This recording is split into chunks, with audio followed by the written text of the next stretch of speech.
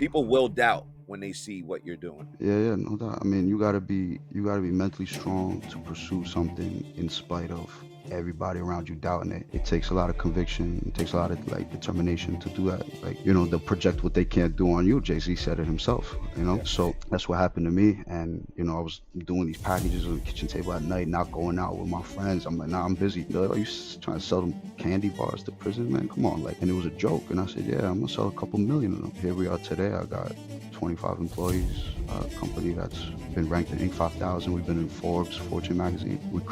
I've reached about 4.5, almost 5 million families across the world. All right, welcome to another episode of the Investors Club podcast. I am your host, Marco Cabrera, and today we're thrilled to have Anton Logan with us, a truly inspiring individual who's made significant strides in the real estate world after overcoming personal challenges. Anton's journey into real estate began after his return from prison, showing us all that resilience and determination can open new doors. Anton, how you doing, bro? How you doing? How you doing, Marco? Thank you for having me on, man. No, thank you for coming on, man. Like we were talking before, it's been a minute since I seen you. It's been about a year. How's everything been? It's been busy, man. Been moving, keeping things together, growing the portfolio, getting through challenges. And we're here. We got actually I'm setting up for a closing. Okay, Got something nice. setting up Yeah, yeah. next week. Awesome, man. Yeah, we're gonna get into all that, bro. And it's funny because a year in real estate is almost like 5 years, right? A lot could change A lot in could markets change, in man. 1 year. Yeah, man. So we're gonna get Sure. into all that. But before we start, why don't you talk about how your life was before you got into real estate?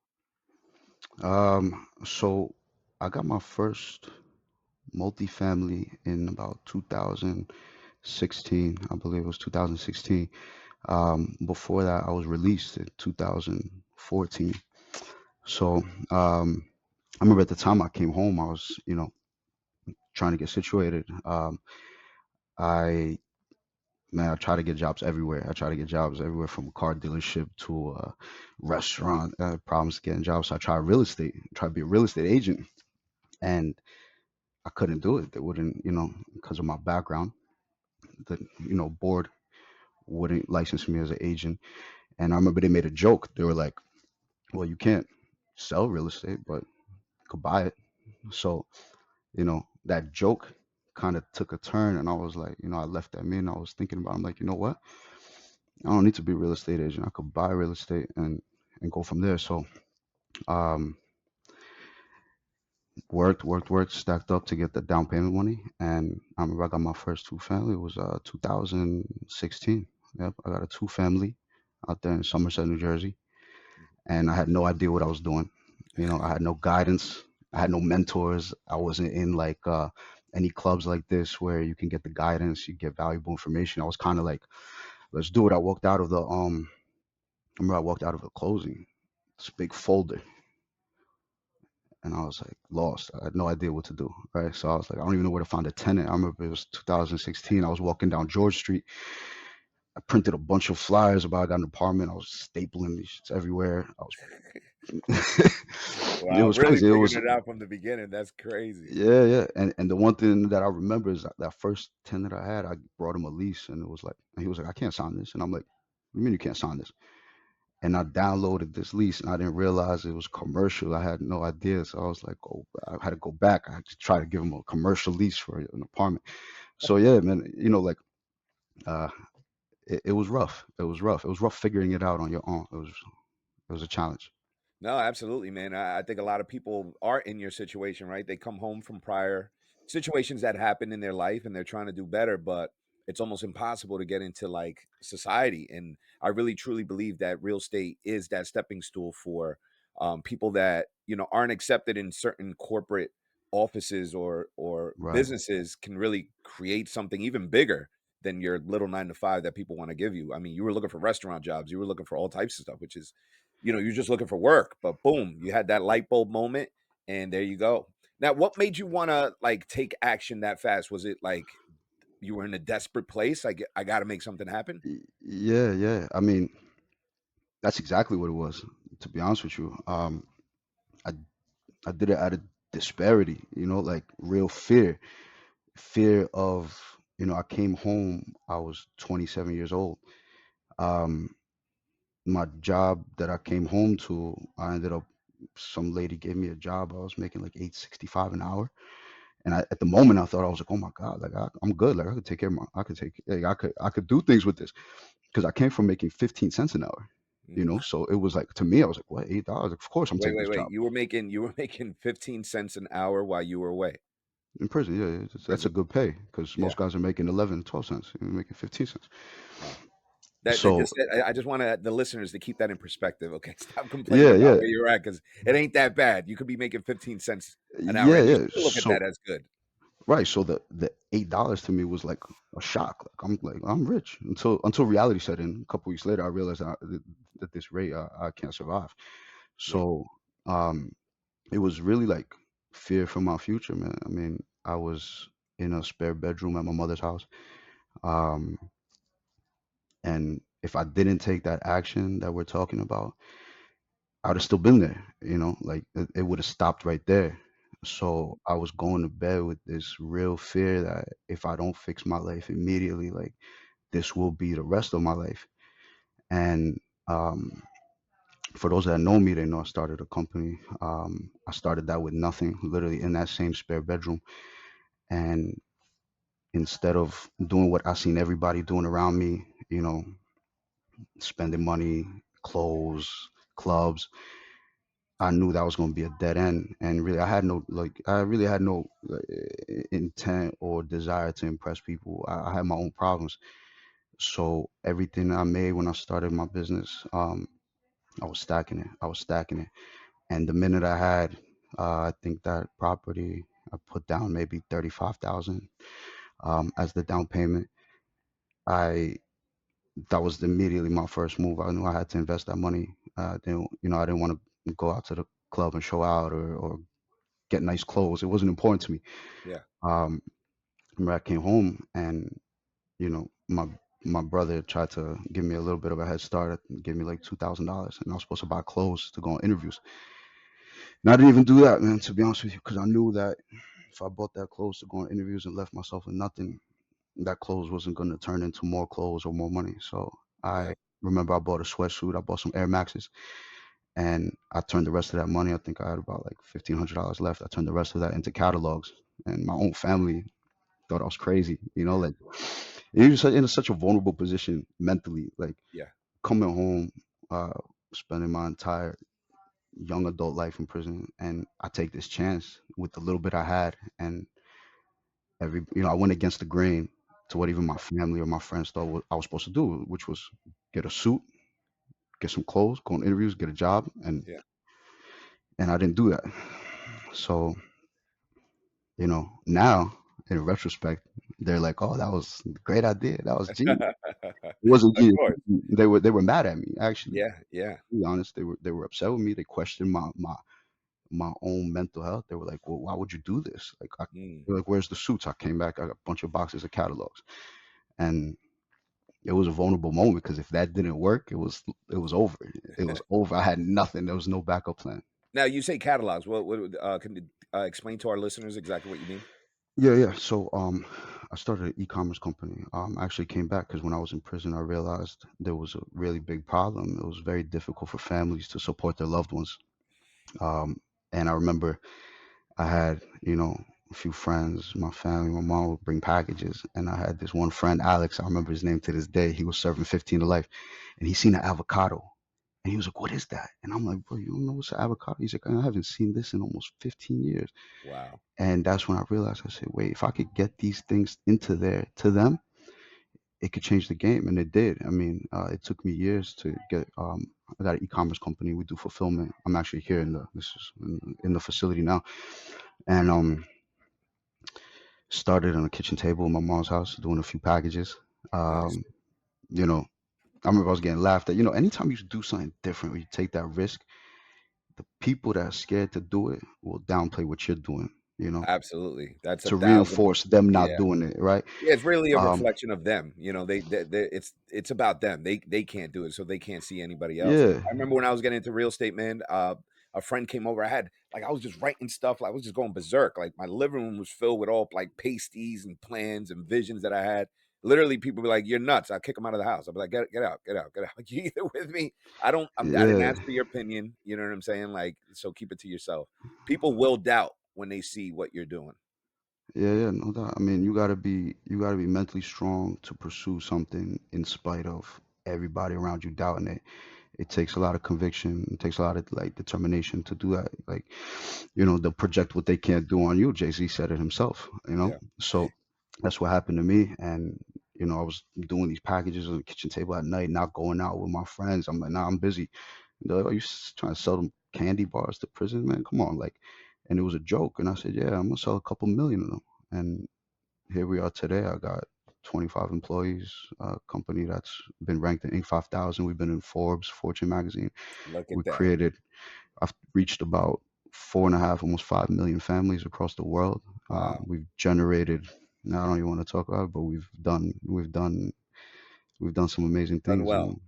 Yeah, That's awesome, man. I mean, clearly you have this entrepreneur mindset, entrepreneur spirit that you're willing to take action like this, massive action, even against all odds. That's pretty cool. So, all right, so you started ecom, you made some money in ecom, and that's how you were able to raise enough capital to buy your first property. correct. That was Now, my what first made you move. want to take this money and put it into real estate instead of buying a Lambo or pulling up in with a new chain and go to the club, popping off with your friends at the time? Like, what made you want to do this instead? Um, Perspective, really perspective. I feel like, when you've lost everything significantly, your perspective changes completely. You realize what things deserve importance and what things don't. I mean, now you see, I like nice things, and Of but I course. worked for them and I can afford them. But Absolutely. I've been doing this. I've been home almost 8, 9 years, and I've worked every single day of those 8, 9 years for an excruciating amount of time. Wow. Um, I've 100-hour weeks almost every week for years and years to get myself to where I am today. And the reason I didn't do anything that I saw is because I was in an unfortunate situation. I was fortunate enough to be around guys that were able to feed me perspective and knowledge, and I came home with no intention at all to like. A lot of guys, the first thing they do is try to impress somebody. Like they'll buy a watch and they've got 20,000 to the name. They're going to spend 15 on a watch. Like the perspective is so bad. Like they're so susceptible to influence and try to impress people when the first thing you got to do is your responsibility to yourself and put yourself in a good position. Yeah, that's good, man. I think a lot of people, especially in this business, right? They're gonna get a big check first. They're gonna get that 20,000, 30,000. Let's say they do a massive flip, 100,000. Don't go buy a Rolex yet, man. Don't do it. No, no. Reinvest in yourself, in your business, education, how to scale. Like that's where your dollar should be going.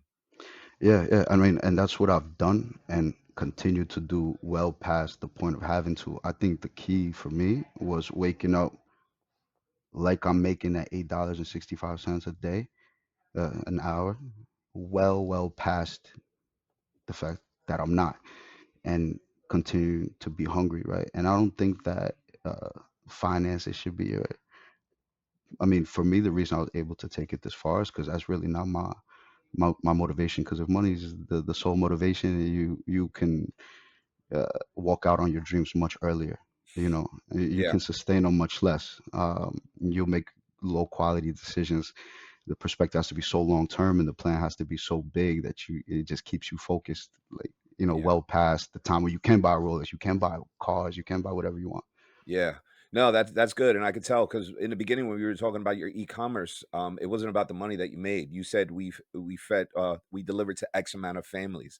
Your goal is bigger than the money. It's about reaching these Yeah, families who can't get the product that you're actually delivering to them, and yeah, that goes with your why, right? Like you have to know your why. And you got to have a vision of your why, and only through that, I truly believe that you'll be successful. You're chasing money. You're just not going to receive that fulfillment or joy that you think you're going to get once you hit that first mill.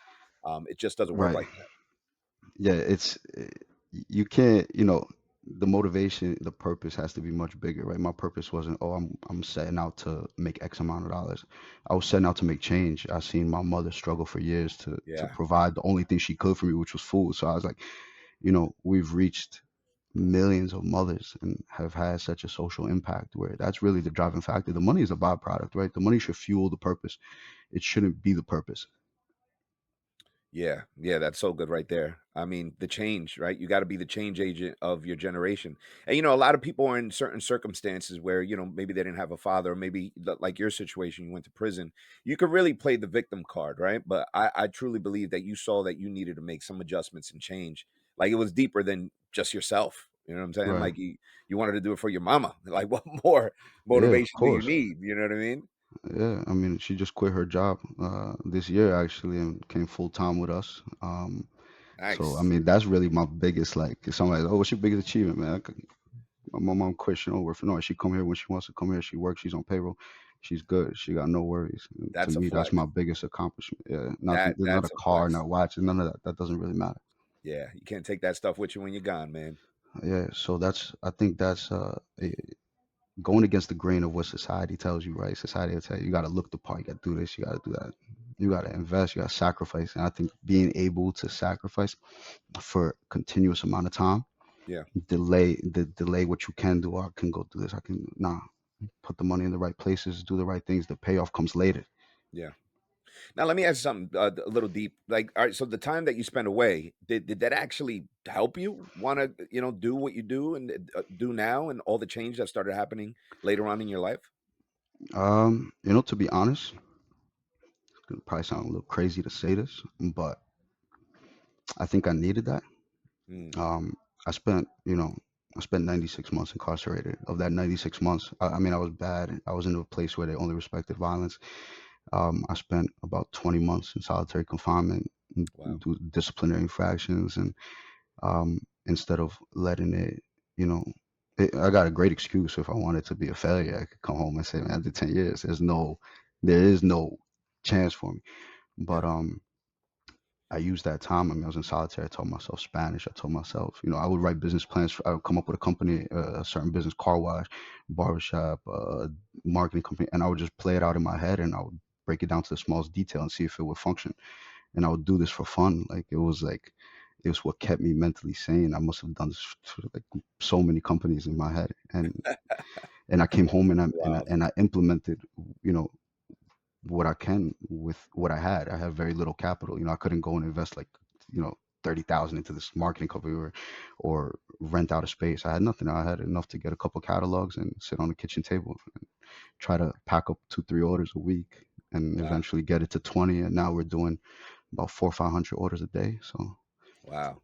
That's yeah. good, man. Happy for you guys, man. Now, let's get back into real estate. So when you got your first property, right? You didn't know what you were doing. I guess safe to say you figured it out. Um, I figured out, there's a big misconception, and people think that you get into real estate, you need to know how to, and I'm speaking about from the investor side and Mhm. the purchasing side, not the real estate agent side of selling real estate. It's a little different of a game, but from the ownership side and the investment side, I remember my first property when the screen door was broken. I went to Home Depot, I bought a screen door, I went to go fix it. I don't know how to fix anything, man. I don't have no problem saying that. And that's a big misconception when I bought the property. I remember my own brother. He was like, what are you doing? You have no idea what you're doing in real estate.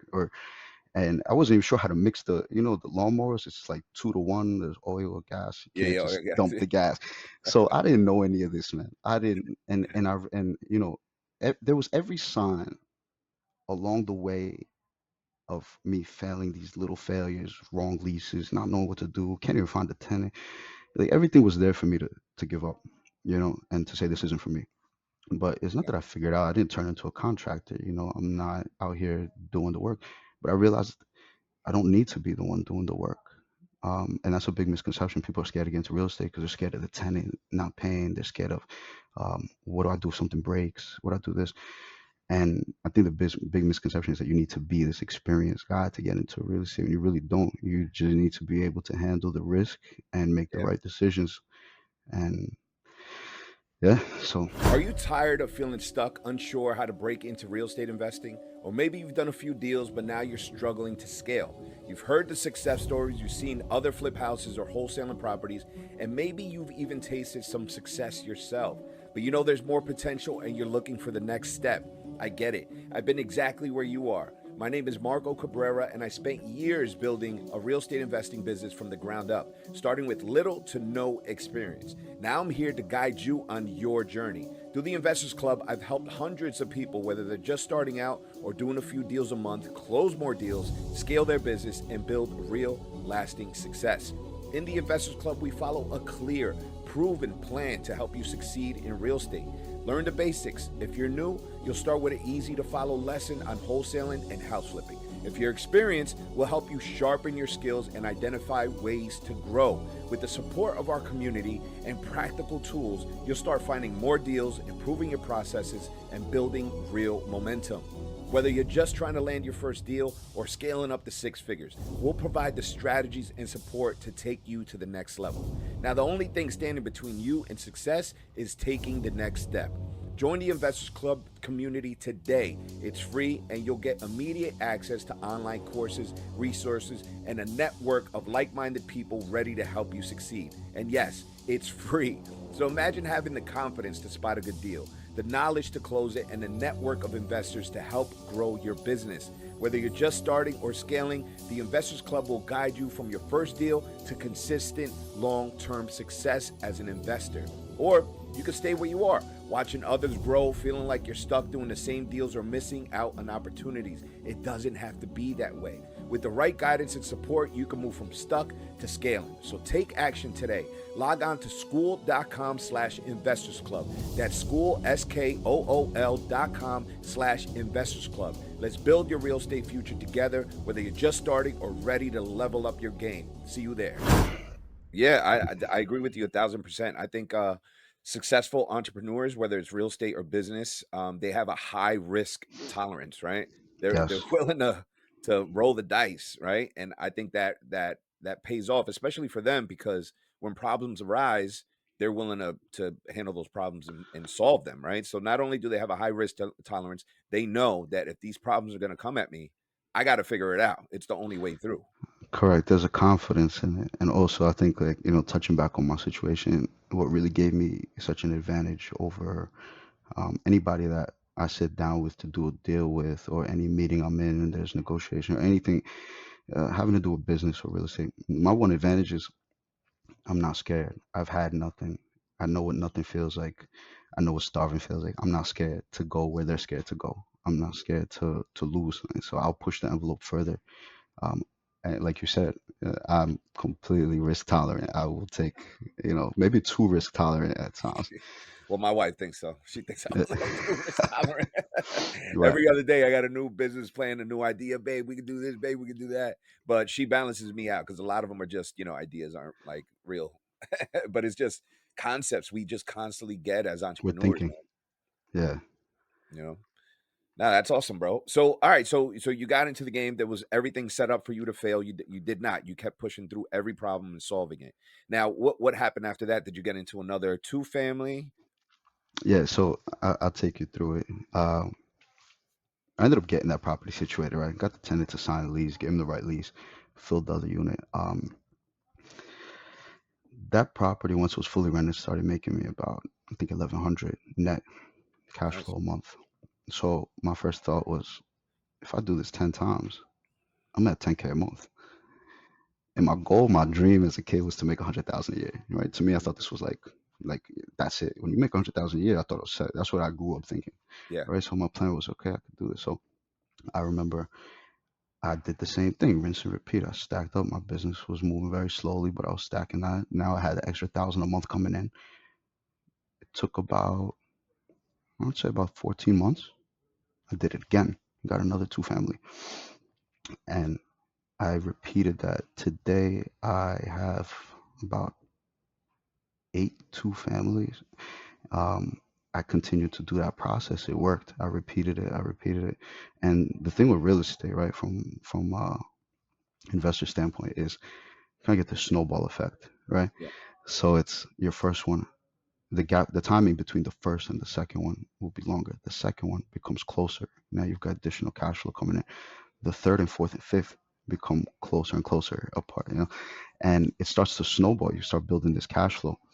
And I think that's the key, is to weather that initial period where, it's not a get rich quick thing. Nobody I know has walked into real estate and just got rich quick. Nope. Not from a buy and hold perspective. You know, Nope. Yeah. I got a bunch of friends that are flipping and doing what they do, but that's not my game. Yeah. I'm not in flipping. I'm buy and hold. I'm building a portfolio. I'm creating wealth. I'm creating equity. So that's what I did, and I got myself to the point where I said, from a business perspective, it doesn't make sense to maintain 7 different properties, 7 different roofs, um, you know, 14, 18 different water heaters. It doesn't make sense. So I started looking into buying bigger properties, 6 unit, 4 unit, 9 unit, and it's more efficient. It's easier from a management perspective. It's more efficient from a maintenance perspective. So that's the when at that point when I realized that, I started making a shift towards buying larger multifamilies. Nice. Now, okay, so yeah, that's a great plan right there. So number one, let's start with how did you finance these deals? You got your first one, you went the traditional route. Now, all these other ones that you started picking up throughout the years, what was your finance plan to build them? Were you using your own So capital that you made yeah, from your business, or were you leveraging lenders? so it was a combination of the two. I was using the cash flow from the properties. I was also injecting capital from my business. So whatever my business was making, I was depleting. I was putting it back into real estate. As soon Now, as that's a great tax strategy as well. So people, yeah, if you're listening, and you're in business, the money that you make, put it into real estate. There's tons of tax benefits, but continue. yeah, real estate it's a game set for tax benefits, really all Yep. around the board. But so that was the plan. I was injecting my own funds, whatever I was personally saving. I had no savings. I didn't like. I would deplete them. There was times where I would literally be down to like $1,200. I would literally almost have nothing. I'll go to after down payment, closing costs, wiped out. I'd be Yeah. like close, but I wasn't worried because I figured cash flow. I'll be back next month. Yeah. Start cashing, and I'm coming back. And like you said, risk tolerant. So it's pretty nerve wracking to have nothing in that moment, but Yeah. that's life. I like to Yeah. keep it. I like to keep it suspenseful. At least So you still got your hair because that it's didn't work out for me. I'm trying. So that's how I did it. And actually, um, the one thing if somebody asked like in real estate that really gave me the edge was COVID. Mm, And so 2016, 17, I was buying 2 families. By the time COVID came, I think I was up to about 6 properties. And in COVID, um, if you remember, there was a thing called forbearance. yeah, Remember forbearance? I So do. forbearance was, at first it was like this. Oh, you can't go on forbearance. This is horrible. You can't do this. But it wasn't. If you played it right, it was actually an advantage because what it did was let you go 3 months with no mortgage payment, Yeah. no penalty, and it basically gave you 3 months free. Yeah. And they just It put it on goes the on the back back. end. Hmm. Exactly. They put on the back. So as soon as I realized what forbearance would do for me, and at the same time, interest rates dropped to the lowest they've ever been. They're almost three Yes. percent. So what I did was I did cash out refis across all my properties, and at the same time, I did went into forbearance on all my properties. So in those 3 months, 4 months, I was able to accumulate a couple $100,000, Wow. and with that, that's when I got my first 5 unit commercial property. Wow. That's awesome. Yeah. There's this book, Nine Figure Mindset. And he talks about he's in a group of like he's in a mastermind, right? It's like business guys, and he coaches business people, and that's exactly what he told them to do. When COVID hit, this is what you got to do: forbearance, cash out, refi, and just get prepared to buy. Right, buy. Yes. You know, Yep. and it's pretty cool that now if something were to happen again, exactly how to play it to actually find growth in the times where everybody's panicking. Yeah, I remember that closing. I went with mask and gloves to the bank. They were like they didn't even want to do the closing. It was like this was the height of COVID, and people were Yeah, literally yeah. like People people were just scared losing to their walk out of the minds. house. Yeah, And I remember even collecting rent at the time. I'll never forget. I walked into an apartment and they were all on the floor with fevers, and it was scary. I would have to go to the property. I call the tenant. They drop the money in a Ziploc in the mailbox. They'd close the door. I'd walk up. I'd grab the bag. I remember Lysoling money over the money machine. I Yeah. mean, mask, gloves. It was crazy. And what helped me too was the rates before COVID were at about 5.5 Hmm. for commercial mortgages, and I took all of those properties and dropped from 5.5 to 3%. And if you know real estate, you know that's a huge, huge difference. Huge. So just on interest alone, I was able to bring back almost 9K a month in cash flow, aside from forbearance. Yeah. So by the time COVID was almost over, I was strapped. I was ready to buy commercial buildings. You're ready to go. Yeah, So, all right. So, my next question: you spoke about your financing, how so our listeners, because there's a lot of people that want to get into buy and hold. Now, second thing that you mentioned was that you don't fix anything. You're not handy. Me either. I could change a light bulb. I mean, I could change the tire in my car if I get a flat, but for the most part, I'm not your local handyman or contractor. Nobody's right. calling me to put up sheetrock. It's just not happening. So, did you figure out a way to get somebody to maintain your properties, like property management, or did you still do all those properties yourself? Yeah, so that's a good question. Um, so today, um, I don't hire a property management company. If you look behind me, I've got about 60 units today that I manage. Um, so what I do is I have technicians, contractors, each that specialize in what they, in some heating, cooling, some just plumbers, electricians. I've got them a book of, a network of resources for emergencies. Um, and what I was doing was I didn't see the logic in giving up. A property management company will take like 10% Yeah, of, your net off of that, your cash flow, your rents. It's like I just couldn't see it because I was doing it myself, so I didn't see that it was a smart financial decision at the time. Um, and for people that are like thinking about getting in it, you know, there's a big stigma. People just scare you out of getting into real estate. hmm, Like, tenants won't pay, you'll have problems. Everything has a solution, and it's never as bad as they make it sound. yeah, I'm able to, some people are like, well, you're crazy. Why would you manage 60 units yourself? Because it takes maybe 10% of my time. It's not um, the benefits of real estate is that it's not completely passive the way people make it think. You just buy it and you just walk away and it yeah. You just go to the makes you beach. money from it. Yeah, it's not like that. Not if you're good at what you do. If you just want to do it, and then you'll have problems, and you'll end up, and your profits will be lost to damages, repairs, bad tenants.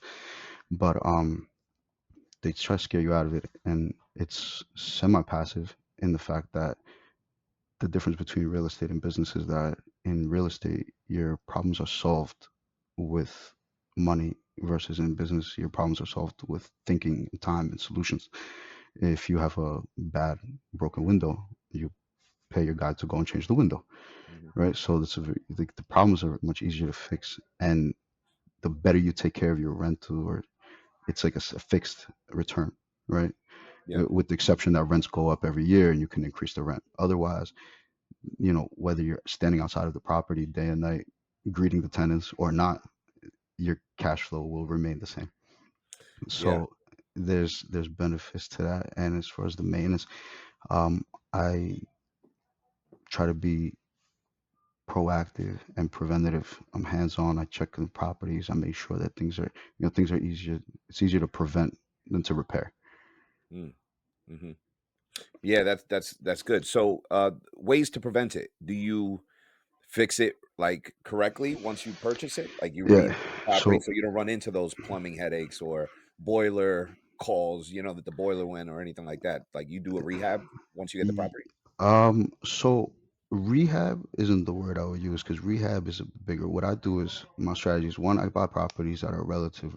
Most of them are occupied already, and most of them are, I would say, in pretty good condition. I don't buy anything where it's gonna be a full, reconstruction, full rebuild, demo, and the whole thing. I'm buying properties that are just being badly managed, I would say, by Okay. owners who are maybe looking to, like, the deal I'm doing next week. That is an off-market deal. I bought one building from the guy last year. I'm buying another one now. He's leaving to Florida, so he's got two more buildings in his portfolio. I'm gonna grab those up too. So Nice. catching those is a plus. But what I do is there's a saying, right? Being it's a saying in Russian, but if you translate it, it's saying that I'm not rich enough to be cheap.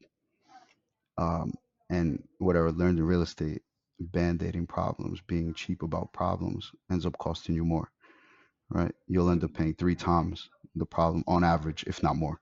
Yeah. So, if there's a problem, I find the source of the problem and we repair it fully. If it's a bad bathroom, and if plumbing is the wrong, the tub is sitting bad, the floors, well, got the whole thing, fix it.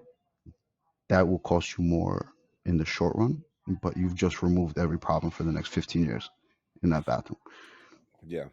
Interesting. Interesting. You said when you said that you purchase properties that are usually mismanaged.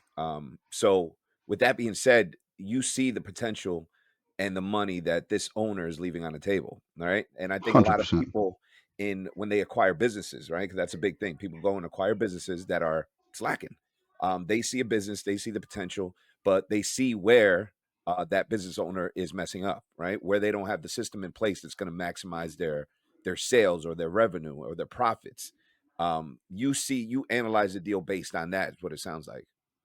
Correct. So what I do is I look at a property and I'll use an example. I purchased a 7 unit from the owner was a judge. Actually, it was funny. He's a judge in the city. I'm not going to put the address out there, but I purchased the 7 unit and his gross monthly rent was about 5,600.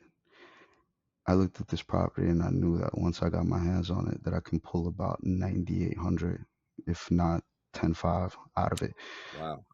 The reason is the problem with a lot of landlords, especially ones that are older and have been doing this for, purchased their property in the 80s or 90s, whatever it was.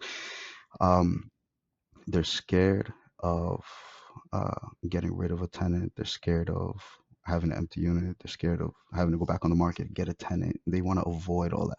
So what ends up happening is they're stuck in rent rates that are dated, right? A lot of the properties that I buy, they're so sub-market that it's I'm surprised that they're even, they probably locked a mortgage at 2% from like 93 or something, but they're not really like going back to risk, right? They're not risk tolerant to get these people out of here if they need to get them out of here or raise their rent. They're scared to raise rent on tenants. They're scared of tenants not paying if they do raise the rent.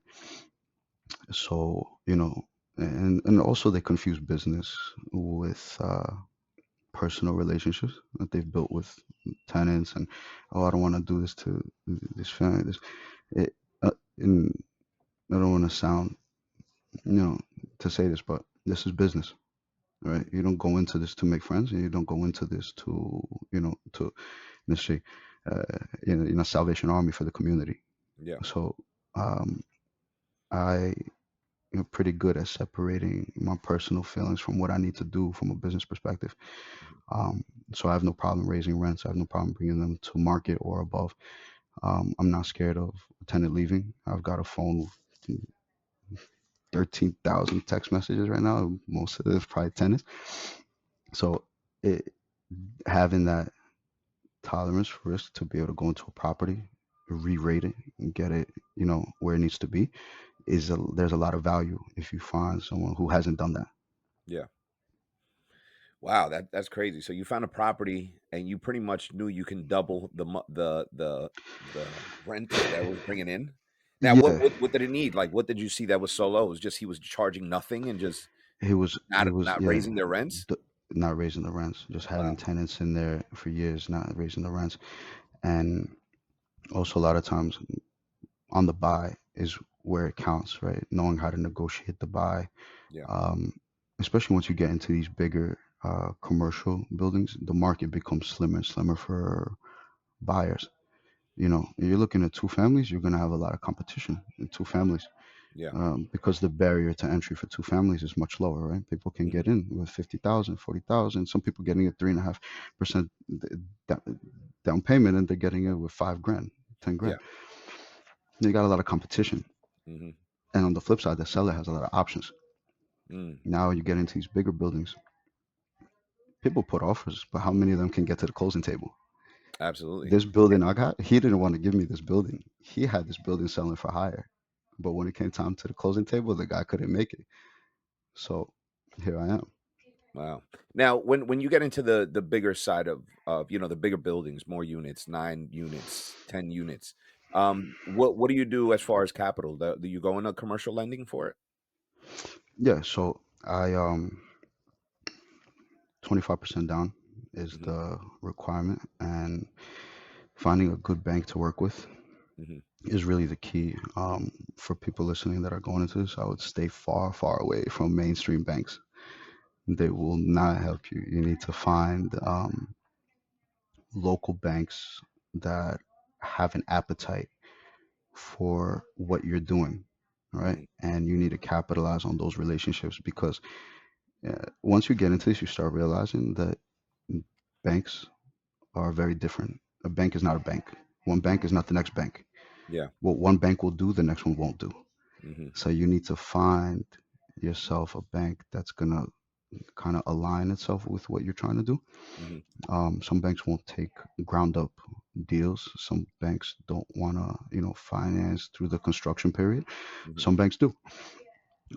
So I will do a 25% down and, you know, 20-year mortgage fix and get a float, the 5 year, lock a 5 year rate, 7 year rate, and take it from there. I was actually fortunate. The time was good. I was locking these deals at 3.5% on these buildings. So 4%, 3.5%. Wow, that's good, man. So talk about this new deal that you have. You said you're closing next week. It's a 9 unit, I think you mentioned. Yeah, it's a 9 unit. It's actually first one I'm doing outside of my city. I'd Okay. like to, I like to, from a management perspective, right? It's not always, you know, chasing money with no parameters or just have you all over the place.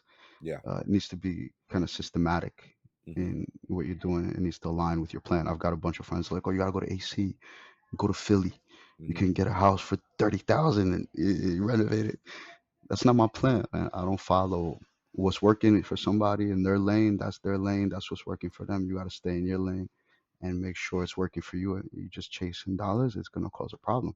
Yeah. So I've always kept the properties very close to make management relatively easy. Emergencies, maintenance. Um, it's more efficient. It's the reason I was able to, scale and get to this point. Um, this deal is in Perth Amboy. Um, it's 9 unit brick building. Um, deals at 1.4. Hmm. So it already appraised at 1.6. So I'm already like 200K equity in the deal. Hmm. Um, and it's a pretty solid deal. It's on a corner of a Nice. like busy intersection. So maybe, they want to build a skyscraper and buy me out in the next couple of years. Yeah, good prime location, right? Yeah. That's good, man. So, what are your future goals in real estate? Like, do you have a number of units that you want to get by a certain time? Like, what does the big picture look like for you? Um, it was funny. My friend was like, "Why? When isn't it enough?" And I was like, It's never why do you keep going to work? Is it not enough? Like, it, what do you mean? This is, to me, it's like, I guess relatively the best way to put it, I treat this like a sport, right? To me, it's like a sport. I get up and I play the game. Yeah, I love what I do, so I don't see, uh, it's not like there's a number I hit and now I can just lay on the couch and watch Netflix. And, it doesn't do it for me. I yeah, think your purpose, your drive has to be based on the right things for you to take it that far. My plan, I don't have a number. I think at this point maybe I've become more selective hmm, in the deals that I take. I'm not operating from survival mode so Mhm. much, and Mhm. grabbing that, a deal, and pushing it through when it may not be. There's a lot of deals that I've turned down, Mhm. um, and I think that's really important for the audience, is to know, you can't just pursue. Maybe the numbers might be right, but I'll give you an example. There was a property downtown New Brunswick that was priced pretty well, good location right by downtown courthouses, and Robert Wood Johnson and all these places. Mhm. But there was a problem that wasn't really disclosed on the parking and variances, and they've already been denied. Mm. So you technically couldn't use the property the way it was, you know, being advertised and zoned, Yeah. because there was no parking. And granted, you can get away with it, but the minute you can't and don't, now that property has just become, which brought you into negative cash flow. Yeah. So I think it's important that people do their due diligence. Um, like, for example, checking with the city before you buy the property. A lot of cities are rent controlled. You need to know what the registered rent roll is when you're buying a property, not what the owner tells you it is or what he's Yeah. collecting. You negotiate the deal based on the registered rent roll, and that will give a lot of advantage to you guys that are listening. Yeah, that's good. Now, why don't you tell the listeners where they can find that out? Who do they call to find that out? So, if you're in a city, right, and you know that that city is rent controlled, then what you need to do is pull that property's registered rent record. Um, I'll give you an example. I had an owner show me rent roll. It was like 8,000 a month, and that's what he used to justify the price of the property. I think that property was like 780K. Um, it was 6 unit, I believe. So when I took it upon myself, got the rents. I told him, the 8K is not gonna work. Oh, and he's, what do you mean? This is what they're paying. Yeah, that's fine what they're paying. The city has it at 5,600. Wow. So this property is only bringing in, $63,000, not the 94,000 that you have on Mhm. paper. Mhm. So given that, this is my offer. This is best offer, and you can't really argue with facts. So, Yeah. These are the um, numbers. This is what the record is, you know? You know your so numbers, man. You gotta do your due diligence on these properties. That's good stuff. yeah, so I would definitely check if it's rent controlled. You need to know what the registered rents are, because I'm gonna get another thing is that you can't just raise rent how you want either. There's regulations on that as well. There's a permissible amount every year that you could raise rents, usually about 2.83%. To deregulate a unit, there's a few conditions for it. Mhm. Um, but otherwise, if you bought a property and it's registered at that 5,600, you're increasing on paper 3%. Mhm. So one, the problem may be in the future when you go to sell, you this is what your registered rent roll will be consequently because of what his was. Mhm. Also, if you know you get the wrong tenant and they say, "Hey, this isn't what my registered rent is. Like, why? How am I paying this for this unit?" Yeah. Now you've got another problem. Mm. Wow. Yeah, so it works both ways. Yeah, you need to Yeah. make sure you've got that covered. After you get the information, whether you want to take the risk or not take the risk, that's a personal decision that you can make. But so check that. I would definitely check city violations. That gives you a lot of insight into the real problems. Yeah. There could be, for guys that know New Brunswick, they just did a huge sidewalk action, which proved to be very, very expensive because property owners are responsible for their sidewalk. Mhm. Um, and if it had cracks, they know, each piece of sidewalk is pretty expensive. If you got 20 pieces in front of your property, Yeah. you're looking at a pretty big number. Yeah. No, absolutely. Um, and you can't do that work on a weekend with a couple guys with no permits, because No they, way. yeah, Yeah. You're on the they're gonna, street, like, people they're seeing gonna, you. yeah, they're gonna break that back open, and Yeah. they're gonna make sure you poured the right thing. You got to know what you're doing when it comes to these things before you do the deal. Any Yeah. actions you take after you've done the deal, it's already too late to look into those things. Yeah, and it seems that you plan ahead, right? That you calculate the cash flow that it's making now, what you could make, just in case those things were to pop up, right? Like you don't take the rent roll and just chilling. Like you're Y- reinvesting to buy Yeah, more. You're correct. everything that you're doing, it reinvests. I mean, of course, you sustain your lifestyle, but you reinvest to buy the next one, the next bigger building, and keep Yeah, going, yeah. keep going. You should have some idea of where you want to be in your properties, right? For me, I know I'm looking for anywhere from like 15, I'm aiming for 15, 18 to high end of 20% return, Yeah, right? Cash on cash return, that is. If the deal doesn't make that, then it may not be the right deal. yeah, People are worried about the rates. If the rate is breaking the deal, it's not a good deal, yeah, right? The rate shouldn't break the deal.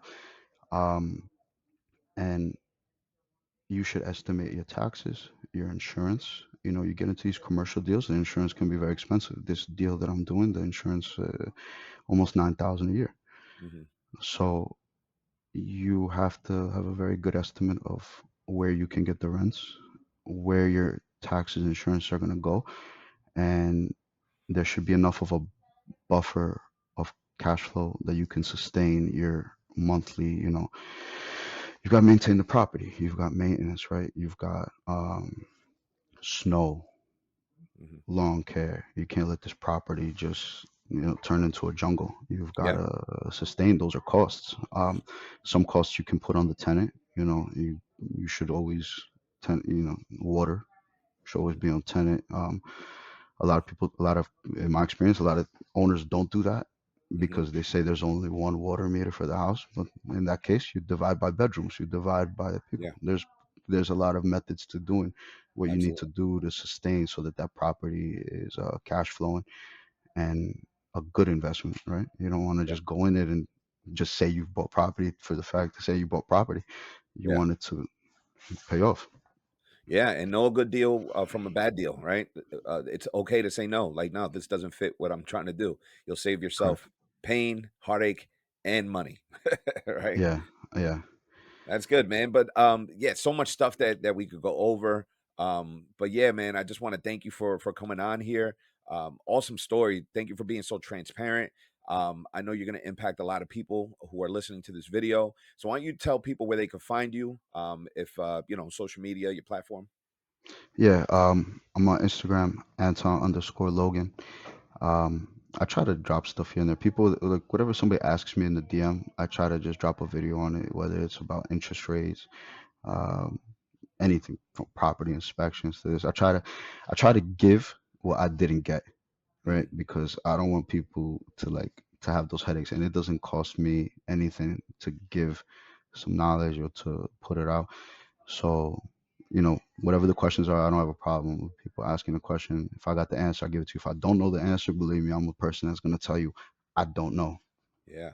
No, that's good, man. And that's what this platform is all about, for us to be able to share the information that we weren't able to get when we started, to just Right. help people get out of that rat race, And, listeners, reach out to Anton. Make sure you follow him on the social media. Ask him questions. We're all open books. Ask me questions. Yep. That's why the Investor Club exists, right? But Anton, I definitely want to get you on as a guest speaker in our community. That'll be dope, man, to go over, Yeah, really yeah. break down a deal, like get You- down You're to the meat doing and potatoes. you're doing good things, man. I like what you're doing, and I like that it's giving people a lot of knowledge, real knowledge. A lot of stuff what you see on your explore page on Instagram. I don't know where these guys are coming from or what they're saying. But me as being in the field, hands on, Yeah, just mind blown, and it kind of bothers me because it gives people a lot of misconceptions. It keeps some people out of the game that should be in it, and it puts a yeah. lot of people in the game that shouldn't be in it. You know what I'm Mm, saying? that's good. That's good. Yeah, and it's very important, man, to be transparent in this business. Show Correct. the true numbers, show the losses, show the heartache and pain, where it Yeah, started yeah, from. for sure. That's what it's all about. It's not fast cars, beaches, and watches. It's just last night, 11 a.m., 11 p.m. We had a sewer backup. It's not It's not a walk in there's the there's park. yeah, there's price tags on this. This is Yeah, not no business is, right? No business is, man. But the feeling of knowing that you gave it your all, tried, push through the problems. That builds character, man. And as we can Correct. see, it's built a great character in you, bro. I'm proud of you, and I'm glad to see all the things that you're doing from your humble beginnings to where you're at and Thank to you. where you're going. Thank you. I appreciate it, man. Thank you. Hey, man. So, hey, guys, make sure you follow him. Make sure you share this episode, share it with a friend, like, comment. Anton, thank you for coming through, man. Really appreciate your time. Thank you, boss.